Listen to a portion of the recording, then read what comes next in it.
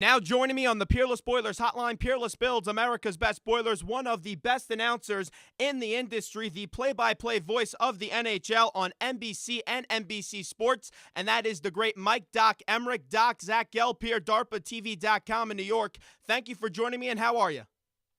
I'm doing well. I'm in the midst of an exciting series that you guys are probably watching, and we never know what's going to happen next with these two teams. No doubt about it, and it was a tough night last night for the New York sport fan. The Rangers, they dropped Game 4, going down 4-1, and the series is all tied up at 2-2. The Yankees got shut out last night, and your Pittsburgh Pirates defeated my New York Metropolitans, coming down from 4-0. Very resilient job by the Pirates last night. You couldn't have done us all a favor here in New York and call Clint Hurdle and say, hey, do the Mets fans a favor and drop a few games?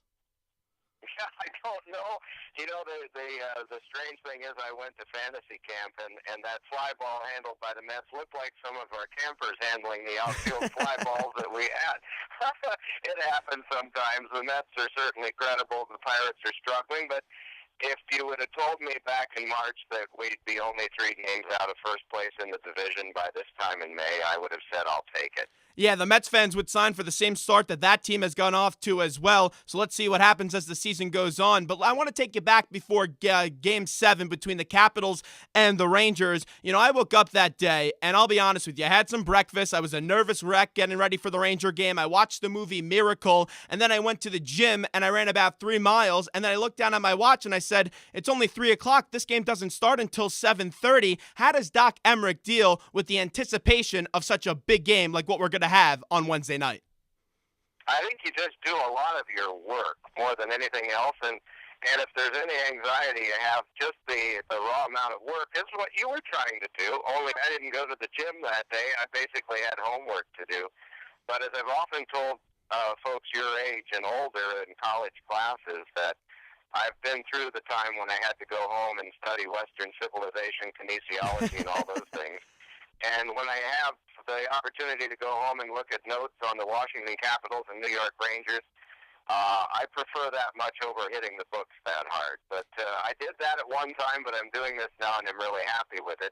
It was a wonderful game, and we've had a lot of excitement in hockey this spring, a lot of close games. 2/3 of our games have been 1 goal or 1 plus an empty net.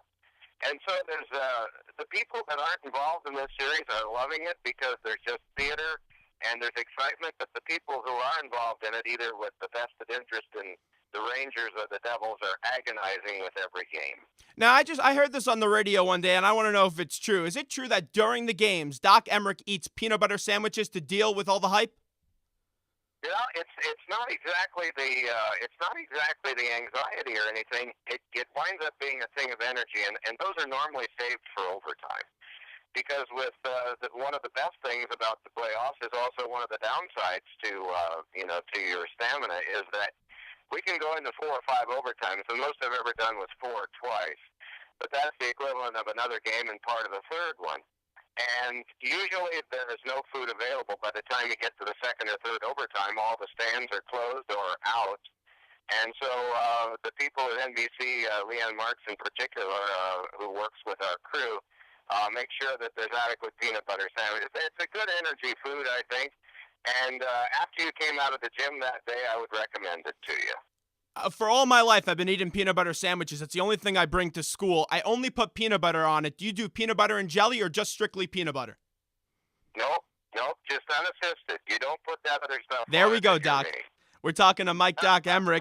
And, Doc, last night, the Rangers got off to yet another slow start. That's their 4th one in this series. What do you make of these slow starts, and how do you look to improve going into Game 5 to try to increase a little bit more of a faster start going into Game 5? I think you need to have John Tortorella on the line to answer that question, and I think he's tried to a couple of times, though, in brief sentences. That he's mystified by it too, because it's really happened 3 out of the 4 games, and you know, the 2 games at the Garden, John is the first interview after the 10-minute mark of the first period, and both times he commented about how slow his team was, and he just couldn't grasp why they weren't ready to play, and it's a matter of maybe it's a combination of various things, including fatigue from having played so many games. You know that There's no one that's won the Stanley Cup since we went to 4 rounds of 7-game each that played more than 25. And these guys have been very busy this year. They've had to play a lot of multiple overtime games. They've also had to have, 2 7-game series. And even though they don't want to use it as an excuse, the physical toll sets in. And guys will sort of whisper to you, boy, do I ever hurt. But then during the game, they don't feel it. And, 2 of my favorite stories are of John Madden after the Devils won in 03, and he said it was July 15 before he got out of bed and didn't hurt somewhere. And Sean O'Donnell after Anaheim won in 07, who said 3 days after he got in his car and realized that both shoulders hurt, one elbow, one knee, his hip, and one of his ankles. And he didn't realize that he was playing above that during the playoffs. But as painful as it might sound to your listeners, it's one of the glorious things about this time of year that they shrug all that off and just go out there and do it again. What happened last night between Torts and DeBoer and also what Mike Rupp did, could that light a little bit of a fire under this Rangers belt going into Game 5 so they come out to a little bit of a quicker start? Do you make anything out of what happened last night? It could manufacture into something for either of the two teams. And I guess we'll have to wait to see because the Devils goaltender had never had that happen to him before. And the Devils rushed to his defense right away. You never know whether those things are going to be a positive or a negative until you see them played out in the next game. So I fully expect we're going to see something, maybe not as dramatic as that, but something happen that will inspire one of the two teams going in. There's one man in this industry that was right in the middle of it between Torts and DeBoer last night. That was your own Pierre Maguire. Did you happen to talk to Pierre after the game? And would you be willing to share what was said between Torts and DeBoer last night, Doc? Did not, and Pierre usually is very calm about sharing that kind of information anyway because it always winds up being a matter of public knowledge. So if there are any quotes coming from players or from the two coaches later on today, because as we speak, the Rangers are not are just now beginning their practice. I don't know what they are, but Pierre has not related anything. In the downpour last night, once his interviews were finished, he headed back to his home in Connecticut. And I headed back to the hotel, and we will wake up again tomorrow. I may be able to answer your question tomorrow night, but I cannot today. Zach Gelb here on DARPATV.com, joined by Doc Emrick on the Peerless Boilers hotline. Peerless builds America's best boilers. And Doc, the Rangers, their offense wasn't great last night. Their defensemen, who have been solid all throughout the series, they had a bad game. Do you think the Rangers are relying a little bit too much on the great Henrik Lundqvist, who's just been phenomenal through the course of these Stanley Cup playoffs? No, I think it's not anything he can't do. Last night there were some pretty large rebounds there, and that's something that's not typical of him. And the one thing that I think he and Brodeur and Bernie Perrant have struck me during my career as being similar is their ability to let go of a game that wasn't their best. And for that reason, I think that he's perfectly fine to let go of it and go back onto the Garden Ice tomorrow night and perform brilliantly. It's not so much, even though we've paid such great tribute to both goaltenders, and even though they've been remarkable on balance, both of them during the course of the series, I think their goals against the last 8 games are identical now. Brodeur has won 6 of those, and Lundqvist has won 4 of the last 8. But their goals yielded in that time have been identical, and so there's a real dice roll as to who's going to win this game tomorrow night and who's going to have the real leg up going into Friday night over in Newark. But I don't think that they've relied on him too much. I think John Tortorella did a wonderful job of managing the number of games this year. There have only been a couple of goaltenders in modern history that have won a Stanley Cup after they played 70 or more games. Brodeur's done it twice. Grant Fuhr did it one time as well. But there aren't many that can do that because it's a heavy workload. And Tim Thomas played 57 games a year ago and won the championship, and he played 25, the maximum that's been played by anybody that won a title. So he was able to handle the load because they took it easier on him in the regular season, and the same thing happened with Lundqvist. Marty doesn't look anything like a 40-year-old goaltender. He's done a remarkable job through the course of these Stanley Cup playoffs. You know Marty for many years, going back to the days when you used to call those Devils games. If Martin Brodeur is to do the unthinkable, and we're far away from it, and win the Stanley Cup, do you think this is the last go-around for number 30? I was asked that question about a week ago, and my answer was I don't think it's the last go-around, depending on how he feels over the summer, even if he emerges with a championship. I mean, there's always that that theatrical thing that we have in sports of wanting to go out on top and go out a winner. But the question is, how much does he love playing the game? And the answer is tons. And I don't know that he would, if they won the Stanley Cup, I don't know that he'd walk away right then. I think he still has a zest for playing.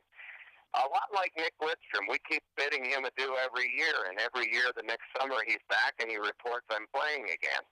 And so when you have people like that that are as good with the public as those two guys are, you want to see them around forever. But I would not be surprised to see him back win, lose, or draw. The Rangers have to find a way to get more pucks in the net. Last night, the offense was putrid. Marian Gaborik, he was great in the regular season, and then he's having some struggles in the postseason. What do you make out of number 10's performance in this postseason, and how does he improve his play? He's just not finding the puck in the back of the net these days. Yeah, and a lot of that has been the flow of his line. I mean, Hagelin's a real hard worker out there, and Richards has had a really wonderful series. And for that matter, Gaborik's point total is not anemic in this series. He's coming off one bad game. And I think one of the things we do is we really put under the microscope, and I guess I'm using the phrase that Peter DeBoer did the other day, if you have a game that you lose, you put it under the microscope, and the danger is outthinking it.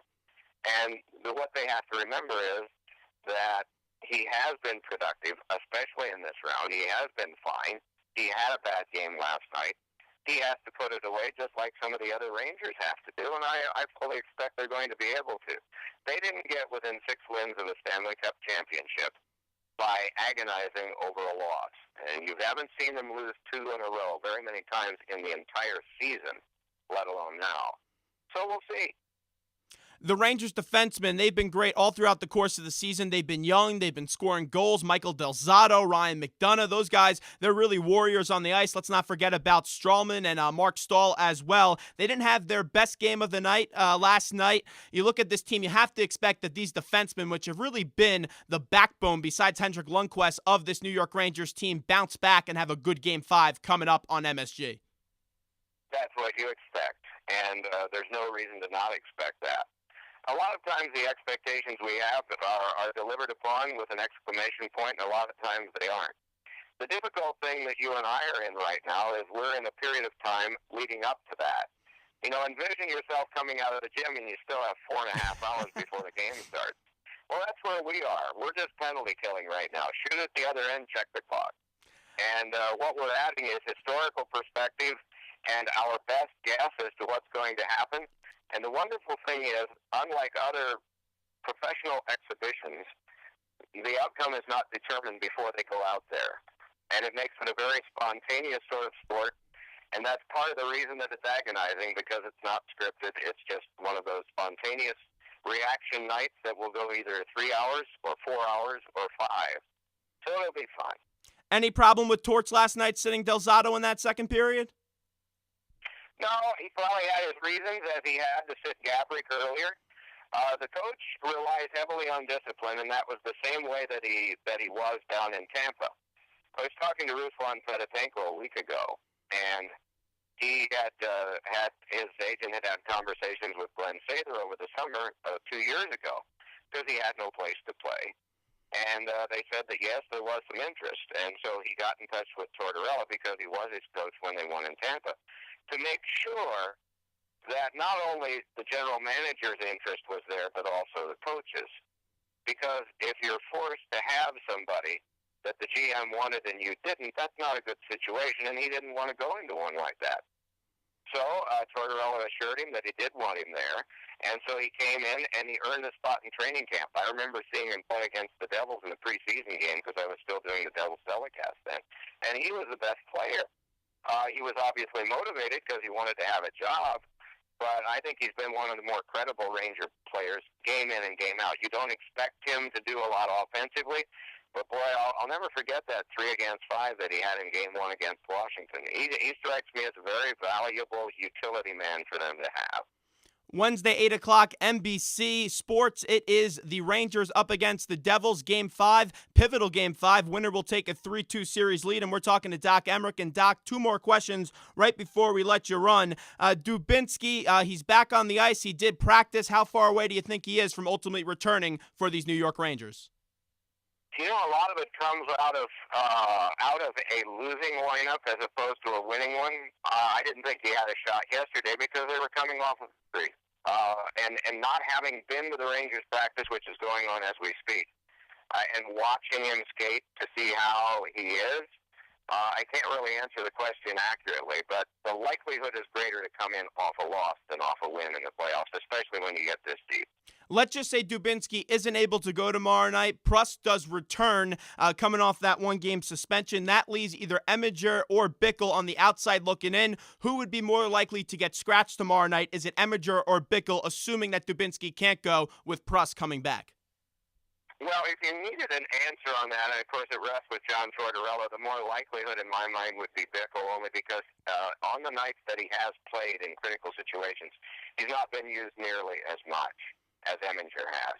So I guess that would be my answer to your question, but the ultimate answer, as you know, relies with the coach, so we'll just see tomorrow night. Doc, thanks so much. I appreciate the time a million. Go out there, have a great game on Wednesday night. I look forward to talking to you again real soon, my man. I appreciate it. I hope you'll pass along this message to the boiler company that sponsors your program. Thank them on behalf of me, because without sponsorship, we don't have things like this going on, and opportunities for someone that has your zeal to do this for a living someday never gets realized. So not only do you have the energy, but you have the support of those people that run the company, and so pass along my best to them. We'll definitely do. I'll reach out to Pete Morgan tonight. Pete does a great job with Peerless Boilers. Doc, once again, thanks so much. I appreciate it. Okay. So long.